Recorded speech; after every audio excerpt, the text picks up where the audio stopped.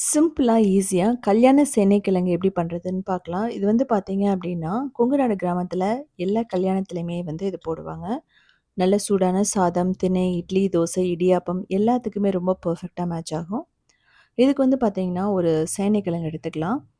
இதனோட தோலெல்லாம் நல்லா ரிமூவ் பண்ணிட்டு, நல்லா வாஷ் பண்ணிக்கணும். சேனைக்கிழங்கு வாங்குனீங்க அப்படின்னா, கிட்டத்தட்ட 1 வாரம் வச்சிருந்து, அதுக்கப்புறம் தான் நீங்க செய்யணும். புதுசா கிழங்கு வாங்குனீங்க அப்படின்னா, அந்த தொண்டைய வந்து பிடிக்கிற மாதிரி இருக்கும்.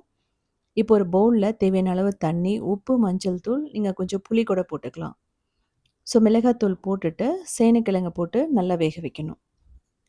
ஸோ இத வந்து வாஷ் பண்ணதுக்கப்புறமா இது பண்ணணும் நீங்க. ஸோ வாஷ் பண்ணக்கூடாது. இது வந்து நல்லா கொதிச்சு, நல்லா வெந்து வரணும். சாஃப்ட்டா வேகணும். அப்பதான் வந்து அந்த கல்யாண சேனைக்கிழங்கு குழம்பு வந்து நல்லாயிருக்கும். இது வந்து ட்ரையாவும் நீங்க பண்ணலாம். இப்ப தண்ணிய வடிச்சிருங்க. மிக்ஸியில வெங்காயம் போட்டுக்கலாம்.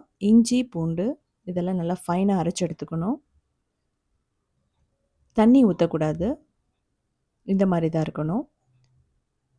இப்போ பேன்ல எண்ணெய் ஊத்திட்டு, நம்ம கடுகு போட்டுக்கலாம்.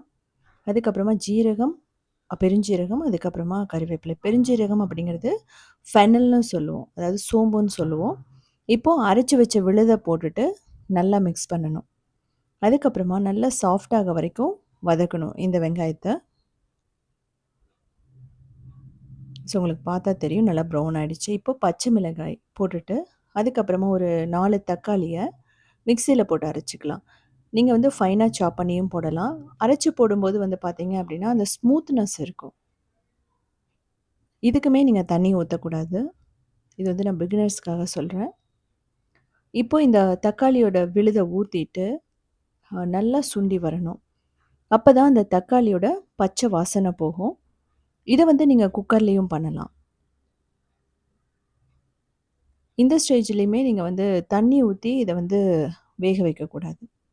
மூடி ஒரு 5 நிமிஷம் இருக்கணும். 5 நிமிஷம் இருக்கும்போது அந்த தக்காளியோட பச்சை வாசனை போயிடும். ஸோ, அதுக்குள்ள நம்ம அரைக்கணும். அதுக்கு வந்து தேங்காய், பட்டை, கிராம்பு, கொஞ்சமா கசகசா, அதுக்கப்புறமா சோம்பு, முந்திரி போட்டு, கொஞ்சமா புளி போட்டுக்கலாம். இத வந்து நல்லா ஃபைன் பேஸ்ட்டா அரைச்சு எடுத்துக்கணும். ஸோ, இதில வந்து கசகசா ரொம்ப முக்கியம். அத வந்து மிஸ் பண்ணிடாதீங்க. இப்ப இந்த தண்ணியெல்லாம் நல்லா சுண்டிடுச்சு. இந்த ஸ்டேஜ்ல நம்ம தேவையான அளவு தண்ணி ஊத்தணும் திரும்ப. இதிலேயே உப்பு, மஞ்சள் தூள், மிளகாய் தூள், அதுக்கப்புறமா கரம் மசாலா தூள், இல்ல வறுத்த ஜீரகத்தூள், கொத்தமல்லி தூள்லாம் போட்டுக்கலாம். தேவையான அளவு தண்ணி ஊத்திடணும். கிட்டத்தட்ட ஒரு 1 1/2 கப் தண்ணி தேவைப்படும். ஸோ இது வந்து பார்த்தீங்கன்னா, நல்லா கொதிச்சு வந்துனா மட்டும் தான் அந்த கிரேவி வந்து டேஸ்ட்டா இருக்கும். அதே சமயம் இது வந்து ஒரு 3 டேஸ்க்கு இந்த கிரேவி கெட்டு போகாது. தேவையான அளவு உப்பு போட்டுக்கணும். இதுக்கப்புறம் தான் நம்ம அரைச்சு வச்ச பேஸ்ட் வந்து நம்ம போடணும். இப்போ நம்ம வேக வச்ச சேனைக்கிழங்க போட்டுறோம்.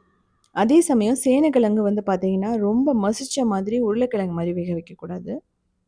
ஸோ இந்த மாதிரி வந்து நம்ம போட்டுட்டு ஒரு 5 நிமிஷம் கொதிக்க வச்சீங்க அப்படின்னா, அந்த மசாலாலாம் அந்த சேனைக்கிழங்குல இறங்கிடும்.